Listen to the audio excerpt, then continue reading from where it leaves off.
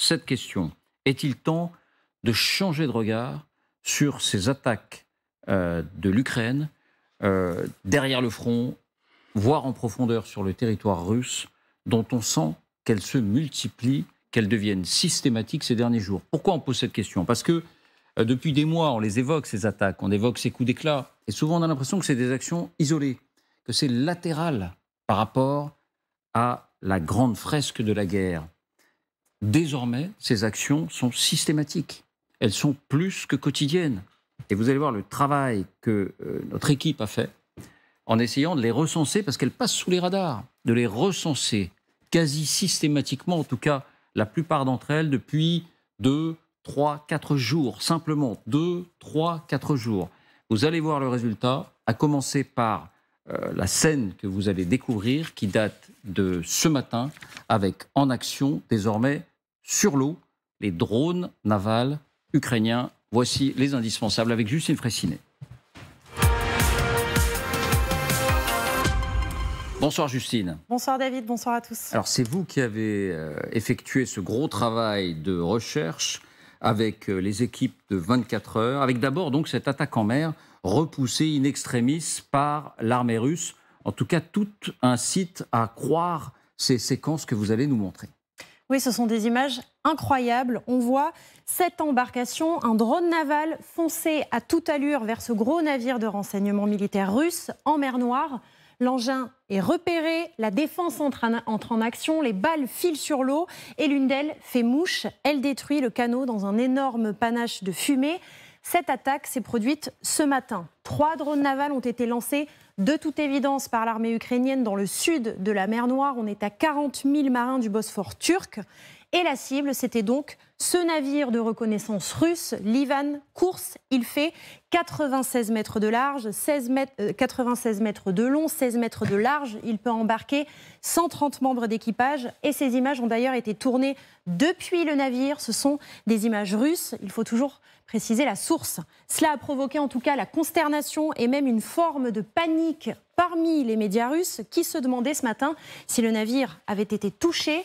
Le ministère russe de la Défense a mis plusieurs heures à réagir avant de déclarer que l'attaque avait été repoussée, mais c'est une attaque de plus. Et c'est vrai que quand on compile ces attaques ces derniers jours, eh bien la liste est impressionnante. Alors on va la voir, cette liste, mais on s'arrête un instant parce que, alors vous avez raison de préciser que ce sont des images russes. Et pour cause, c'est un navire russe.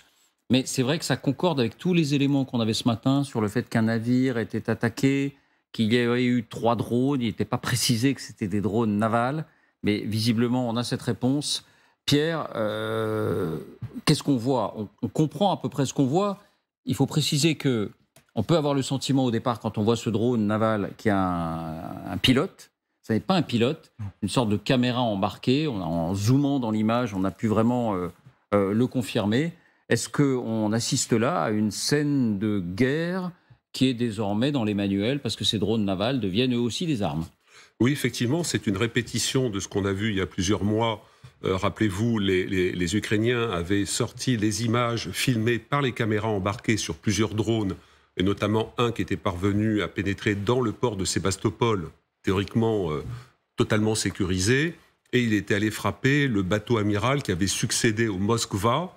Voilà, là on voit les images. Absolument incroyable, parce que le drone va éviter des tirs, il va passer à côté d'une barque de pêcheurs de mémoire qui va être extrêmement surpris. Donc ça veut dire que les Ukrainiens, pour le moins, ça fait un gros poisson, et donc les Ukrainiens ont progressé dans ce domaine.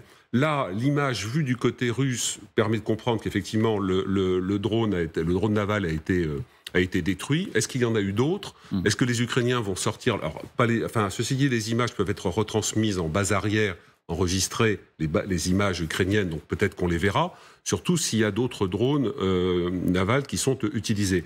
Mais ça correspond vraiment à ce qu'on explique sur ce plateau depuis plusieurs semaines, c'est-à-dire que, si vous voulez, dans un état-major de planification au plus haut niveau, à partir de tout le renseignement qui a été compilé, à partir du moment où l'objectif stratégique a été arrêté avec le président Zelensky, les états-majors moulinent et, dans une phase préparatoire, vont séquencer la montée en puissance Et c'est ce qu'on va voir, ce que Justine nous avait déjà fait découvrir il y a quelques semaines en refaisant une cartographie de partout où ça tapait. Donc vous avez ça qui monte et il y a des ordres qui sont donnés. C'est-à-dire qu'il y a des ordres précis qui sont donnés sur des objectifs à tel jour. On laisse 2 groupes russes pro-ukrainiens pénétrer dans la zone de Belgorod. On les arme. Vous anticipez un peu, Pierre. Voilà. Vous voulez simplement une explication sur ces images parce qu'on est quand même très au sud sur la mer Noire, donc assez loin des bases ukrainiennes. Quand on parle des bases ukrainiennes, j'imagine qu'on parle de la ville d'Odessa, du port d'Odessa. Donc ça veut dire qu'il y a une capacité de se projeter, on la connaissait dans les airs, là on la voit sur la mer. Effectivement, et donc effectivement, ils sont assez loin de leur base, mais ça rappelle une chose qu'on a vu aussi dans les airs, c'est que l'Ukraine, à l'époque soviétique, était une base industrielle d'armement très importante, notamment dans l'aéronautique à Dniepro, et donc ce savoir-faire existe toujours, d'où l'amélioration d'un certain nombre de drones aériens qui ont été boostés et qui ont pu aller jusqu'à 650 km de la frontière ukrainienne. Et là, on a un exemple dans un autre domaine, puisque quand on avait eu la précédente attaque par drone, on avait été surpris de voir l'allure. Moi, j'avais jamais vu ce type de jet ski beaucoup plus allongé, effectivement, c'est entre le kayak, le jet ski, etc., avec une forte charge, que l'on voit au moment où le drone naval est détruit. On voit au niveau de l'explosion la puissance de la charge à l'intérieur. Et si le drone était allé au contact du bâtiment, là, même s'il y a des compartiments étanches à l'intérieur des bâtiments de guerre, je pense que ça aurait fait énormément de dégâts. Donc là, maintenant, la question de savoir, c'est est-ce qu'il y a eu d'autres drones? Est-ce qu'ils sont parvenus à leur objectif? Est-ce qu'il y a d'autres objectifs? Mais en tout cas, on est dans ce séquençage qui monte en puissance. Eh bien justement, Justine, poursuivons. Quels sont les autres exemples de ce qu'il faut bien appeler une guérilla, donc, qui est en train d'apparaître au grand jour? Eh bien, vous le disiez, rien que ces tout derniers jours, il y en a beaucoup. Hier, nous sommes en territoire russe. Cet énorme incendie se déclare dans la ville de Telmana. On est à 20 km au sud de Saint-Pétersbourg. C'est un site de stockage de bouteilles de gaz qui est en feu, d'où l'importance des flammes. Silence radio des autorités. Hier toujours, cet entrepôt en feu, cette fois dans la région de Briansk, donc beaucoup plus au sud et beaucoup plus proche de la frontière. Officiellement, il s'agit d'une cristallerie, mais il est difficile effectivement d'être catégorique. En tout cas, le nuage de fumée était visible à plusieurs kilomètres à la ronde. Kazan, ensuite, beaucoup plus à l'est de la Russie. La mystérieuse série des incendies d'armoires électriques se poursuit. Ce sont évidemment les lignes de chemin de fer qui sont visées. Les médias russes reconnaissent un sabotage. Dans le ciel cette fois, cela fait un moment que l'on n'avait pas signalé de drones suspects en Russie. Mais de fait, en compilant nos sources, les attaques sont aussi régulières. Exemple, panique générale il y a quelques jours le long de cette autoroute qui mène à Moscou. On est à environ 150 km de la capitale. Les médias russes dévoilent aussi cette photo de l'épave du drone retrouvé et de l'immense cratère laissé par l'explosion. Visiblement, la charge était énorme. La cible n'a pas été identifiée. Voilà, ça c'était il y a une semaine tout juste. Alors là, vous nous avez parlé exclusivement des attaques menées sur le sol russe, en territoire russe, mais les territoires ukrainiens occupés par les Russes sont aussi une cible qui devient quotidienne et même multi-quotidienne. Oui, et notamment la Crimée, on n'en parle plus, cela passe sous les radars, mais les sabotages de trains continuent à un rythme élevé. Il y a quelques jours, c'était la ligne de Sébastopol-Simferopol, les 2 grandes villes de la péninsule, donc, qui étaient visées. On commence là aussi à s'habituer à ces images. Wagons sur le flanc, secours sur place. Et puis, j'ai identifié un tout dernier incident avec un point d'interrogation cette fois. Ces images nous sont parvenues ce matin. Le fameux pont de Kertch qui relie la Crimée au territoire russe, plongé dans une épaisse fumée blanche. Ce même pont d'ailleurs qui avait été attaqué et partiellement détruit, on s'en souvient, en octobre dernier. Vent de panique, foule de questions chez les habitants, sur les réseaux sociaux. Les autorités finissent par rassurer. Officiellement, c'est un exercice, sans plus de précision, dont acte, mais cela montre aussi que les Russes se préparent à ce genre d'attaque et qu'il y a une certaine tension. Voilà. Là, quand on n'a pas d'explication, il faut le dire, mais c'est vrai que beaucoup de questions en ce moment. Alors voilà pour se relever des attaques presque tous les jours, dans plein de directions. Et cela sans même évoquer donc la retentissante opération de Belgorod hier. Et si vous avez souhaité y revenir, c'est parce qu'il y a des nouvelles informations sur l'ampleur de l'attaque. et qui révèle d'autres choses encore. Oui, ce que l'on a appris ces dernières heures, c'est que les groupes armés n'ont pas seulement effectué une percée, ils sont entrés beaucoup plus profondément sur le territoire russe, en 3 endroits, ici, mais aussi ici et là. Bref, il n'y avait pas un commando, mais au moins 3 commandos.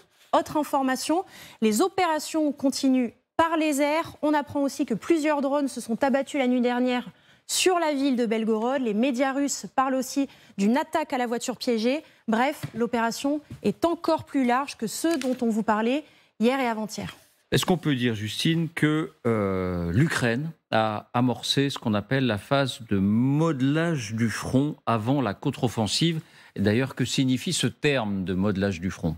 Bien, le modelage, le shaping en anglais, c'est le fait d'affaiblir l'ennemi en détruisant ses dispositifs de soutien aux troupes et en l'obligeant à reculer pour défendre ailleurs. Et oui, pour les observateurs que l'on connaît bien ici, on est bien dans ce registre. Écoutez-les.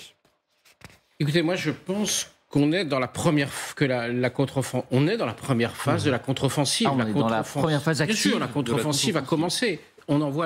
C'est la contre-offensive qui se met en place. Ce sont des épisodes de préparation. C'est la première phase. Je suppose que ce genre d'action va se multiplier dans les jours qui viennent, qui est un moment de tension. Moi, je pense que ça fait partie justement de la contre-offensive. C'est une opération qui s'inscrit dans cette contre-offensive pour tester les Russes, pour aussi mettre le désordre un peu dans cette Russie. En fait, moi, je pense que cette contre-offensive a commencé. Moi aussi. Parce que pour nous, on est très schématique. On dit, voilà, les contre-offensives, on va voir débouler les chars, les grands combats. Non, c'est comme l'offensive russe qui a commencé en janvier, qui s'est arrêtée, je dirais, en avril-mai, avec Bakhmout. Il y a des signes annonciateurs, ça fait partie de la manœuvre. Tout dernier point, à l'appui de ce que l'on vient d'entendre, cette carte que vous allez voir montre d'ailleurs à quel point les Russes, s'ils veulent répondre à ces attaques, vont devoir élargir énormément leur dispositif de défense. Le front, à proprement parler, que vous voyez ici en jaune, fait environ 1000 km après les attaques de ces derniers jours et les franchissements de frontières. La sécurisation de toutes les lignes rajoute 600 km, donc 1600 km au total que vous voyez ici en rouge, que les Russes sont amenés à protéger désormais. C'est cette ligne ici que vous voyez et qui fait donc au total 1600 km. Voilà, on ne distingue pas très bien le rouge sur le rouge, mais effectivement, ce front s'élargit. Ce front, en tout cas cette zone sensible à protéger pour les Russes, s'élargit, s'allonge considérablement vers le nord. Rim, est-ce qu'on doit changer de regard sur ces attaques, sur ces opérations, sur ces sabotages, sur ces incursions, sur ces drones aériens, navals, et se dire qu'effectivement, comme le disait Pierre tout à l'heure, c'est une opération d'ampleur et c'est peut-être la contre-offensive qui commence? Alors, on n'a aucune certitude, donc je m'avance en disant ça, mais je pense que le flou fait partie de la contre-offensive. Je pense que les gens ont été un peu émerveillés par la contre-offensive à Kherson, ou qui était assez classique, mais qui en fait a à l'automne dernier, mais qui a surpris les Russes, et peut-être qu'ils s'attendaient à quelque chose de similaire. Ils ne peuvent pas refaire la même chose, parce que déjà les conditions ont changé, mais aussi pour garder l'initiative et l'élément de surprise qui les aide, parce que c'est plus difficile d'attaquer que de défendre. Donc je pense que le flou dans lequel on baigne depuis quelques semaines, sinon des mois, fait partie de la contre-offensive, et clairement il y a du shaping qui est en train de se faire. Shaping, pour reprendre donc l'expression, le modelage. Modelage du front. Mais je trouve aussi que ce qui est intéressant, c'est qu'il y a deux séquences qui se passent en même temps. Il y a ces séquences dont on vient de parler, donc ces opérations, qu'elles soient en territoire ukrainien sous occupation russe, ou dans des territoires russes, mais il y a aussi dans un autre domaine, à l'international, quand on voit l'avance sur la formation de pilotes de chasse, la levée de l'opposition américaine sur l'obtention de F-16. Tout ça fait aussi partie du début des contours, de peut-être aussi les nouvelles garanties de sécurité qu'on va devoir donner à l'Ukraine une fois que les armes vont se taire. Pourquoi est-ce que j'en parle? Parce que dans un mois, il va y avoir le sommet de l'OTAN auquel cette question va être posée et où elle sera centrale, parce qu'il s'agira évidemment de l'adhésion de l'Ukraine ou pas à l'OTAN. En fait, les alliés de l'OTAN ne sont toujours pas d'accord, mais la question des garanties. C'est aussi une pression qui est mise sur la Russie. C'est une pression qui est mise sur la Russie, mais c'est aussi une pression mise sur les Ukrainiens. Il y a d'énormes attentes de la part des pays qui soutiennent l'Ukraine pour qu'elle puisse faire des avancées retentissantes à travers cette contre-offensive, pour qu'on puisse commencer à parler de paix. Vincent, Jean-Claude, est-ce qu'on est entré dans une phase active de la contre-offensive d'après vous ? Sans paraphraser les analyses qui ont été citées à l'instant, moi j'ai la ferme conviction depuis un certain temps, on l'a évoqué plusieurs fois sur ce plateau, que ce qu'on appelle justement le modelage fait partie intégrante de la contre-offensive. Vous n'avez pas acte 1, on prépare, acte 2, on déboule. C'est pas comme ça que ça joue. Dans mon esprit en tout cas, c'est une sorte de contre-offensive qui est perlée, qui est éclatée, qui est polymorphe, sans unité de temps ni de lieu. Et au fond, ce que disent les Ukrainiens, c'est « nous savons jouer tous les instruments de l'orchestre, mais la partition, c'est nous qui l'écrivons ». Et c'est plus du Pierre Boulez que du Vivaldi ou a fortiori du Wagner, ce qui serait de circonstance. Autre avantage de cette guerre de harcèlement, c'est comme ça que je la lis en tout cas à l'instant T, avec toutes les incertitudes que Rim soulignait, ça permet aussi de semer le trouble, de jeter le doute, de contraindre, de dégarnir des positions défensives, de plonger dans l'incertitude l'adversaire, et puis aussi, ça fait entrer la guerre, non seulement sur le territoire russe, mais dans la tête des Russes. Quand vous avez un dépôt de bouteilles de gaz qui crame près de Saint-Pétersbourg, vous ne pouvez plus vous réfugier dans le déni en disant « ça, Shoigu, Poutine et Prigojine s'en occupent ». Ça vous concerne. Il y a déjà eu la mobilisation qui avait fait entrer la guerre dans les foyers, mais la vulnérabilité, que ce soit en zone frontalière ou au cœur de la grande et sainte Russie, fait que vous pouvez spéculer sur le fait de creuser les fissures qui ont déjà été patentes entre, par exemple, l'institution militaire et les supplétifs mercenaires, entre les ultranationalistes faucons et un Poutine qui de plus en plus apparaît comme tiède ou irrésolu, etc. Donc je pense que tout ça forme un tout, si vous voulez. Pour vous, c'est une guérilla qui est lancée, phase active ? Je suis persuadé d'une chose. Rim a parlé de flou. Moi, j'ai envie de dire, c'est de la tactique. Parce qu'en réalité, on a bien vu, Poutine avait déclaré au début de la guerre qu'il allait écraser, il arrivait pour écraser les anti-russes, il allait régler le problème de l'Ukraine. Il allait écraser. Donc ça devait aller très vite. Or, on s'aperçoit finalement qu'il avait la force pour lui, il avait le nombre sur le papier. En réalité, les Ukrainiens ont bien compris qu'il fallait qu'ils jouent la tactique. Et l'idée du moustique qui vous pique en permanence, c'est exactement ce que font les Ukrainiens. C'est-à-dire qu'ils disent, OK, tu veux la guerre, tu veux t'installer dans le temps, eh bien, on va te pourrir la vie, qui fait que la guerre va s'installer, ça va s'installer aussi pour les Russes de manière imprévisible, parce qu'effectivement, vous ne savez jamais à quel moment il frappe, de manière instable, parce que ça crée une instabilité, et là, effectivement, il modifie le rapport de force. Donc, je suis parfaitement d'accord sur le fait que ça n'est pas simplement du flou, c'est un flou qui est organisé pour justement contrebalancer David contre Goliath. Deuxième chose, les Ukrainiens ont intérêt à tenir le rythme, parce que derrière, ils savent très bien que les Occidentaux sont aussi là pour les soutenir, mais ils savent aussi que ça ne peut pas durer inlassablement. Donc, ils ont intérêt à aller vite, à tenir le rythme pour que précisément les Occidentaux soient derrière, puissent continuer à financer, continuer à donner du matériel, et parce que derrière, il y a là encore des opinions publiques occidentales qui disent c'est très bien, notamment américaines, qui disent c'est très bien, mais il va falloir que ça s'arrête un jour, malgré tout. Ce ne sera pas éternel. Ce sera pas éternel. Pierre, si on parle concrètement, et vous qui connaissez bien les stratégies militaires, est-ce que vous imaginez aujourd'hui que côté russe, on est en train de se dire il faut regarnir cette frontière-là, il faut regarnir cet endroit-là, il faut mieux protéger cet endroit-là, et donc on est en train de réallouer les forces? Oui, normalement, c'est ce qui doit se passer.